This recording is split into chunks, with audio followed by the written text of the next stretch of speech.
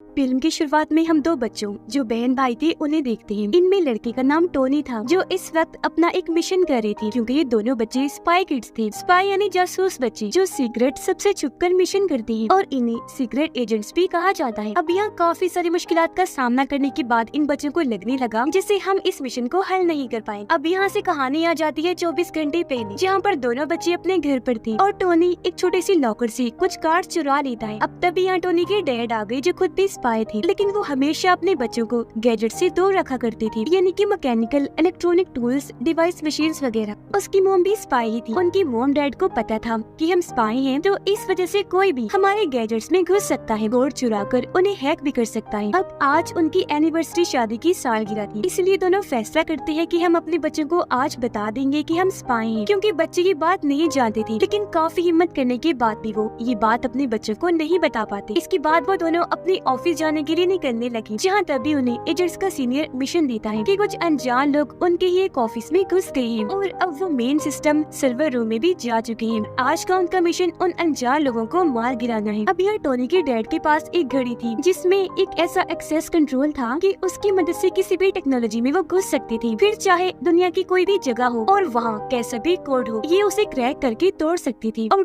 Code करके बदल कर खत्म भी कर सकती थी। अब टोनी के डैड के पास जिस तरीके का खास खुफिया कोड था उसका नाम आर्मागेडन था। ये लोग स्पाई वाले रूप में वहाँ जाते हैं। अपनी महारतों से वो शानदार लड़ाई करके इन्होंने 4 लोगों को तो मार दिया, लेकिन तभी इन्हें याद आया कि ये 5 लोग थे, तो 5वां कहाँ गया। इनका ये सोचना ही था कि ऊपर से छत तोड़कर एक रोबोट वहाँ आकर गिरता है। ये रोबोट असल में या टोनी के डैड की वो घड़ी चुराने आया था जिसमें आर्मागेडन कोड था, जिसे चुराकर वो यहाँ से भाग जाता है। स्कूल में टोनी जबरदस्त मैच खेलकर जीत जाता है, जहाँ उसे हर गेम की पहली स्टेज का कंट्रोल मिल गया था, यानी जब भी कोई नई गेम आएगी उसकी पहली स्टेज को सबसे पहले टोनी खेला करेगा। अब यह टैब में टोनी सब बच्चों को किंग नाम के एक गेम मेकर से मिलवाता है जो बहुत शानदार मुश्किल गेम्स बनाया करता था। हाल ही में उसने एक बहुत ही अच्छी गेम बनाई थी जिसका नाम हाई स्कोर था। रोबोट जिसने टोनी के डैड की घड़ी चुराई थी वो उस घड़ी को किंग को लाकर दे देता है, क्योंकि ऐसा करने को उसे किंग ने ही कहा था। लेकिन अब जब किंग घड़ी को चेक करता है तो उसे पता चला कि ये घड़ी अभी अधूरी है, क्योंकि फिलहाल इसमें आर्मागेडन का आधा कोड नहीं है बल्कि वो तो कहीं और ही है। टोनी और उसकी बहन फैसला करते हैं कि रात को 12 बजे हम गेम खेलेंगे, तो इसलिए 12 बजने से थोड़ी देर पहले ये बड़ी मुश्किल से टीवी वाले कमरे में गयी। चुपचाप वहाँ बैठकर 12 बजने का इंतजार करने लगते हैं। उधर टोनी की मोम अपने हस्बैंड को समझा रही थी कि क्योंकि घड़ी तो चुरा ली गई है, तो अब हम ऐसा करते हैं कि उसके आर्मागेडन कोड को डिलीट कर देते हैं, जिस पर उसका हस्बैंड साफ साफ मना कर देता है। और एजेंट्स का हेड जो इस वक्त वीडियो कॉल पर था उसने भी ऐसा करने से रोक दिया, क्योंकि उसका कहना था कि वो बहुत जरूरी कोड है, उसकी मदद से बहुत सारे मिशंस में मदद मिलती है। जिस पर टोनी की मोम जवाब देती है कि वो बात ठीक है, पर अगर वो कोड किसी गलत हाथों में लग गया तो वो इंसान हर टेक्नोलॉजी में घुसकर दुनिया को बर्बाद कर सकता है। कोई भी फिर आसानी इसका गलत इस्तेमाल कर सकता है। पर जब उसके हस्बैंड ने ये बात मानने से इनकार किया तो वो उन्हें बेहोश कर देती है और उनके फिंगरप्रिंट उंगलियों के निशान के जरिए कोड को डिलीट करने ही वाली थी कि तभी टोनी ने अपने घर के ही सिस्टम पर किंग के गेम को लॉग इन कर लिया, यानी चलाकर खेलना शुरू कर दिया। जिससे हुआ ये कि इस बारे में किंग को पता चल गया और उसने सिस्टम को अपने कंट्रोल में करके उस कोड को हैक कर लिया। ऐसा करने के बाद उसने सारे सिस्टम बंद कर दिए, जिससे बच्चों की गेम भी बंद हो गई। ये देखकर बच्चों ने सोचा कि शायद गेम में कोई गड़बड़ है, तो हमें यहाँ से चलना चाहिए, इसलिए वो वहाँ से अपने कमरे में आ गई। उधर तब तक टोनी के डैड को भी होश आ गई थी। उसकी मॉम कहती है कि मुझे लगता है कोड डिलीट हो गया है। तब टोनी के डैड परेशान होते हुए कहते हैं कि नहीं, कोड डिलीट नहीं हुआ बल्कि हैक हो गया है। उन्हें लगता है कि कहीं ये बच्चों का काम तो नहीं, इसलिए ये उनके कमरे में जाकर चेक करती है। लेकिन बच्चे तो तब तक सो चुके थे। अगले दिन पता चला कि आधी दुनिया की तमाम सिस्टम्स को किंग ने हैक कर लिया है, यानी कि अगर आपको किसी भी टेक्नोलॉजी को इस्तेमाल करना है या अपने सिस्टम में लॉग इन करना है तो पहले आपको किंग की बनाई हुई हाई स्कोर गेम खेलनी है, उसके पहले लेवल को पार करना है, जब भी आप ऐसा कर सकते हैं। ये चारों इस बारे में आपस में बात कर ही रही थी कि तभी किंग की गेम के कार्टून्स कैरेक्टर अपने हथियारों के साथ इनके घर में घुस गए और यहाँ हमला बोल देते हैं। पर टोनी के मॉम डैड उनका सामना करने लगे। ये उन्हें किक्स करके टांग मार के गिराकर बर्बाद कर देते हैं। इसी बीच टोनी की बहन दरवाजा खोल देती है और ये चारों बाहर आई, जहाँ इनकी मोम बताती है कि हम यहाँ से मिशन पर जा रहे हैं और तुम्हें एक सेफ हाउस में भेज रहे हैं जो हर लिहाज से महफूज जगह है तुम्हारे लिए। ये कहकर इनकी मोम डैड ने बेसमेंट की सीक्रेट जगह का दरवाजा खोला। जब ये सारे अंदर गए तो वहाँ अलग अलग किस्म के गैजेट्स पड़े हुए थे, जिनमें ऑटो बाइक्स, ऑटो कार शामिल थी, जो काफी मॉडर्न टेक्नोलॉजी लग रही थी और ये अपने कंट्रोल में करते ही खुद ब खुद चलती थी। अब बच्चियाँ छोटी सी ऑटो कार में बैठ जाते हैं। इनकी मोम समझाते हैं कि जब तक हम मिशन से वापस नहीं आ जाते तुम्हें वहीं रहना है और वहाँ की जो खास चीज है उसकी हिफाजत करनी है। उस जगह तुम्हें कोई खतरा नहीं है। मैं भी बार बार तुम्हारी लोकेशन को ट्रैक करती रहूंगी, ये चेक करने के लिए कि तुम किस वक्त कहाँ हो। इतना कहते टोनी की बहन बटन दबाती है और ये बच्चे यहाँ से निकल गए। तब उनकी मॉम डैड भी पीछे गाड़ी से आ रही थी। अब किंग की गेम के कार्टून्स ने बच्चों की ऑटो कार देख ली थी, इसलिए वो इनका पीछा करती है। इन कार्टून्स में बहुत सारे स्केलेटन्स ढांचे भी शामिल थे। अब यहाँ कार काफी तेजी से आगे बढ़ रही थी। टोनी की बहन कार के सिस्टम को अपने कंट्रोल में करके इसे खूब मजे से चला रही थी। फिर आखिर सब कार्टून्स को चकमा देने के बाद ये उस जगह पर पहुँच जाते हैं जहाँ सेफ हाउस है। दरवाजे पर जैसे गए अपने नाम बताते हैं, जो बताते ही दरवाजा खुल गया। अंदर आकर ये यहाँ के अजीब नजारे को देखकर काफी दंग रह जाते हैं। यहाँ इन्हें ये बात भी पता चल गई कि हमारे मॉम डैड भी स्पाई हैं, जो बात उन्होंने आज तक छुपा के रखी, क्योंकि वहाँ इनकी मॉम की 3D वीडियो चल रही थी। ये जब और अंदर गए तो वहाँ इसी तरह की अलग अलग चीजें थी। इन्हें एक ऐसा कमरा मिला जो ट्रेनिंग रूम था, तो बच्चे यहाँ ट्रेनिंग करते हैं कि और अच्छे स्पाई वो कैसे बने। उधर टोनी की मॉम डैड को किंग ने अगवा करके अपनी ही बनाई हुई बिल्डिंग के अंदर कैद कर दिया था, जो जगह जेल जैसी थी, पर जेल में सब कुछ गेम जैसा था। यानी कि अगर आप यहाँ किसी चीज पर बैठ रहे हैं या उसे हाथ लगा रहे हैं तो वो 3D चीजों की तरह वहाँ से हिलकर आपके आसपास घूमती रहेंगी। अब तभी यहाँ उनके सामने किंग आया, जो उन्हें अपने बारे में बताते हुए कहता है तुम्हारी घड़ी मेरे पास आ तो गई और उसके अंदर आर्मागेडन कोड आधा अधूरा है और अब तुम मुझे आधा कोड बता दो, जिसके बाद मैं तुम्हें यहाँ से जाने दूंगा। पर वो दोनों इसके लिए साफ साफ मना कर देते हैं, जिस पर अब यहाँ किंग उन्हें लड़ने के लिए चैलेंज करता है। कहता है कि अगर तुम इस लड़ाई में जीत गए तो मैं तुम्हें यहाँ से जाने दूंगा, लेकिन अगर हार गए तो तुम्हें आधा कोड बताना होगा। जिसके साथ ही उनके बीच तलवारबाजी की लड़ाई शुरू हो गई। पर क्योंकि ये सारी जगह 3D की तरह हिल रही थी तो इन दोनों का उस जगह पर टिकना काफी मुश्किल हो रहा था, इसलिए ये दोनों किंग से इस लड़ाई को हार जाते हैं। अब किंग की नजर टोनी की मॉम के गले पर पड़ जाती है। उन्होंने एक नेकलेस पहना हुआ था, जिसे देखकर किंग को पता चल गया कि इनके बच्चे कहाँ हैं और जहाँ इनके बच्चे हैं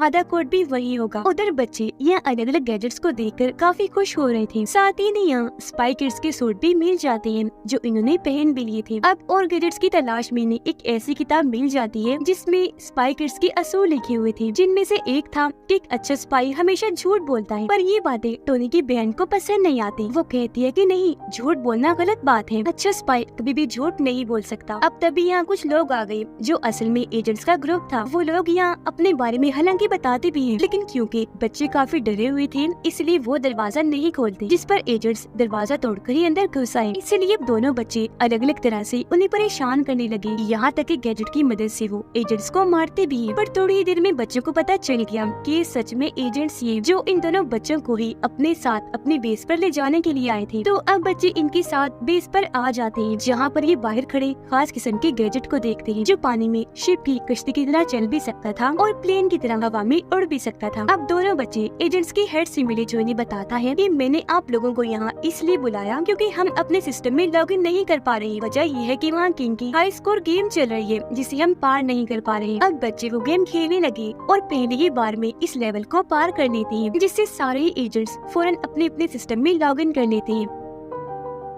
अब तभी टोनी की बहन को याद आया कि मॉम ने कहा था कि हमें सेफ हाउस में ही रहना है क्योंकि वहाँ जरूरी चीज का हमें ख्याल रखना है। टोनी की बहन हमेशा अपने गैजेट से बातें किया करती थी और आज ये सब भी वो गैजेट को भी बता रही थी। अब तभी वो गैजेट अपने अंदर से आर्मागेडन का दूसरा हिस्सा जो कोड था वो निकाल के बाहर रख देता है और इन लोगों ने इसी चीज का ही ख्याल रखना था। उसे देखकर एजेंट्स का हेड कहता है कि तुम लोग बच्चे हो तो इसका ख्याल नहीं रख सकते, ऐसा करो तुम इसे मुझे दे दो, मैं इसकी अच्छे से हिफाजत करूंगा। लेकिन अगले ही पल किंग की गेम की कार्टून कैरेक्टर जिनमें इस बार क्रिएचर्स भी थे वो यहाँ हमला कर देती है। उन्होंने यहाँ तबाही मचा दी थी, हर तरफ तोड़ फोड़ करने लगे और तोड़ एजेंट्स को भी उन्होंने मारना शुरू कर दिया। बहुत सारे एजेंट्स उनका शिकार होकर मारे गए और सबसे बड़ी मुसीबत वो यहाँ से आर्मागेडन का आधा कोड भी ले जा चुके थे। ये देखकर टोनी और उसकी बहन को गुस्सा आ गया। वो सोचते हैं कि इन एजेंट्स से तो कुछ नहीं होगा, अब जो करना है हमें ही करना है। इसी के साथ दोनों बच्चे बाहर खड़े गैजेट में बैठ जाते हैं। उन्होंने पहले इसे कश्ती बनाकर पानी में चलाया, फिर प्लेन बनाकर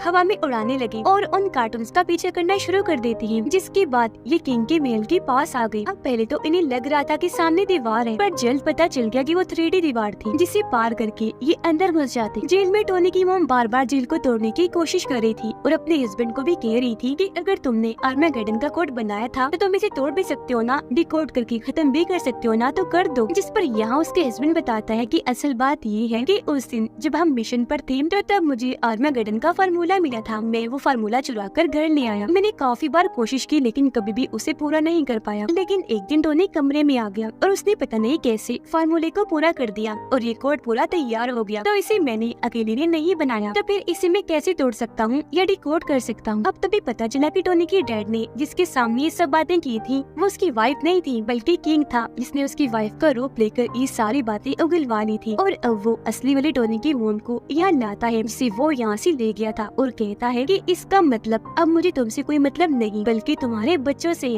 अब बच्चे भी इस महल में आकर यहाँ वहाँ घूम रहे थे। इधर गेम्स के कार्टून्स और क्रिएचर्स भी थे जिन्हें देखकर ये दोनों पिलर के पीछे छुप गए। लेकिन तभी क्रिएचर्स इनकी आवाज सुन लेते हैं और वो पिलर को तोड़कर इन पर हमला करने लगे। ये देखकर टोनी अपनी बहन को लेकर पुल से कूद गया, लेकिन नीचे गिरने से पहले ये गैजेट की मदद से वहाँ लटक गई, जिसके बाद ये ऊपर आ गई और सही सलामत अपने मोम डैड के पास आ जाते हैं। इनके मोम डैड बच्चों को स्पाई किड्स वाले रूप में देखकर काफी खुश हो जाते हैं और इस बात से भी कि आखिर हमारे बच्चे को भी पता चल गया है कि हम भी स्पाई हैं। हमारे बच्चे किसी हीरो से कम नहीं जो इतनी सारी मुश्किलात का सामना करके आखिर महल में घुस ही गए। और अब अगर इन लोगों को आर्मागेडन के कोड को पूरी दुनिया में फैलने से रोकना है तो इन्हें सबसे पहले किंग को रोकना पड़ेगा। यह टोनी के मोम डैड कहते हैं कि अब हमें अपने सबसे पहले मिशन की तरह काम करना पड़ेगा, जो हमारा कामयाब बेहतरीन मिशन था। टोनी की बहन पूछती है कि आखिर उस मिशन में ऐसा क्या था, जिस पर वो दोनों बताते हैं कि सालों पहले हमने एक ऐसे इंसान को रोका था जो किंग की तरह पूरी दुनिया को तबाह करने वाला था। हम उसके बेस पर गए, वहाँ तबाही मचाई, फिर उसकी पूरी टीम को मार डाला। ऐसा करने के बाद हमने उसके सिस्टम को हैक किया और फिर आखिर में पूरी बिल्डिंग को ही उड़ा दिया, जिसके बाद ये दो की टीम्स बनाकर वहाँ से निकल गए किंग को रोकने के लिए। टोनी और उसकी बहन उस जगह पर आ गई जहाँ मेन सर्वर सिस्टम रखा हुआ था। टोनी कहता है कि अगर हमने इस सिस्टम को बदल दिया तो हम आर्मागेडन के आधे कोड को भी तोड़ देंगे, जिससे वो वायरस जिसे किंग पूरी दुनिया में फैलाना चाहता है वो फैलने से रुक जाएगा। और ऐसा करने के लिए जाहिर है हमें इसमें लॉग इन करना है, जिसके लिए किंग के गेम को खेलना पड़ेगा। अब हालांकि उसकी बहन ने ऐसा करने से उसे मना भी किया, लेकिन आखिर वो इस गेम में आर्मागेडन का बचा हुआ आधा कोड डालकर गेम में लॉग इन कर लेता है। पर ऐसा होते ही किंग इनके सामने आ गया, जो बताता है कि ये सारा मेरा प्लान था, मेरा ये बनाया हुआ ट्रैप जाल था। मैंने ही जानबूझकर वायरस को फैलाने वाली बात हर जगह पर फैलाई ताकि सब लोग डर जाएं। और अब क्योंकि टोनी ने यहाँ लॉग इन कर लिया तो अब आर्मागेडन का कोड पूरा हो गया है जो किंग चाहता था। वो ये भी बताता है कि तुम्हारे मोम डैड ने अपने पहले मिशन में जिस इंसान को मारा था वो और कोई नहीं बल्कि मेरे डैड थे, जो दुनिया में बदलाव लाना चाह रहे थे। उनका प्लान टेक्नोलॉजी को ठीक करके लोगों को सुधारना था। लेकिन तुम्हारे मोम डैड ने क्या किया, उन्होंने बजाय उन्हें मौका देने के एक तो उन्हें मार दिया, ऊपर से सब कुछ बर्बाद कर दिया। और अब मैं उसी चीज का बदला लूंगा, सच में पूरी दुनिया में वायरस फैलाकर। और अगर कोई टेक्नोलॉजी का इस्तेमाल करेगा, अपने सिस्टम में लॉग इन करेगा, तो उससे पहले मेरा हाई स्कोर गेम खेलना पड़ेगा। जो कहकर किंग अपने 3D प्लेन में यहाँ से चला गया।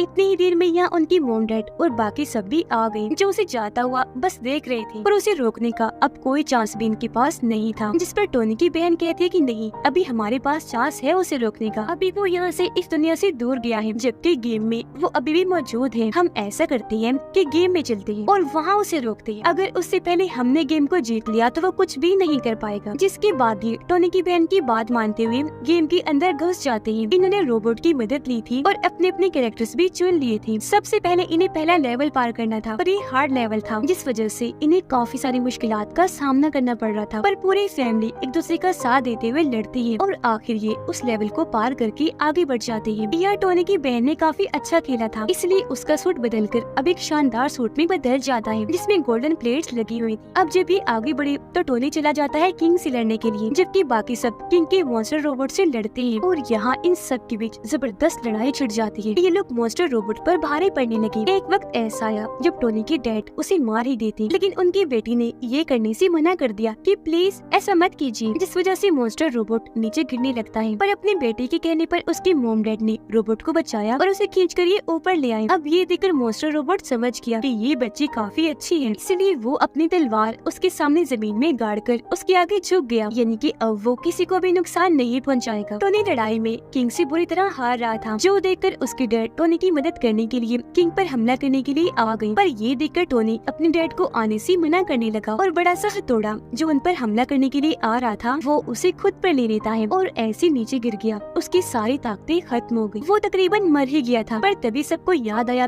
कि टोनी ये कहकर लड़ने गया था कि मैं ईमानदारी से बगैर बेईमानी किए खेलूंगा और कोई गड़बड़ नहीं करूंगा। उसकी इस ईमानदारी की वजह से वो दोबारा ठीक हो गया, क्योंकि गेम का असली असूल यही था, ईमानदारी। उसे अब एक नया चांस और एक नई ताकत मिल गई थी, जिसका इस्तेमाल करके वो आखिर यहाँ किंग को हरा देता है। अब इससे यहाँ किंग को भी ये एहसास हुआ कि मुझे ऐसी गलती नहीं करनी चाहिए थी और हर जगह गलत चीजें ही नहीं फैलानी चाहिए, क्योंकि बुराई ज्यादा देर तक नहीं रहती। इसलिए वो इस वायरस को जो पूरी दुनिया में फैलने वाला था रोक देता है, जिसके बाद ये सारे के सारे गेम्स की दुनिया से निकलकर असली दुनिया में वापिस आ जाते हैं। तभी यहाँ एजेंट्स की टीम आकर किंग को गिरफ्तार करने की कोशिश करती है, पर ये देखकर टोनी और उसकी बहन एजेंट्स को ऐसा करने से रोक देते हैं और कहने लगे कि इसे हमने पकड़ा है और अब हम ही ये फैसला करेंगे कि इसका क्या करना है। टोनी की बहन कहती है कि हमें इसे छोड़ देना चाहिए, क्योंकि अब इसे गलती का एहसास हो गया है और हो सकता है कि ये और सुधर जाए, बाकियों को भी सुधार दे। जिसके साथ यहाँ ये फैसला हुआ कि किंग को वापस उसके गेम के अंदर ही भेज दिया जाएगा और अब से टोनी और उसकी बहन भी एजेंट्स की टीम का हिस्सा है। वो अब आखिरकार स्पाई किड्स के लिए चुन लिए गए हैं और इसी के साथ इस फिल्म की कहानी भी यहीं पर खत्म हो जाती है।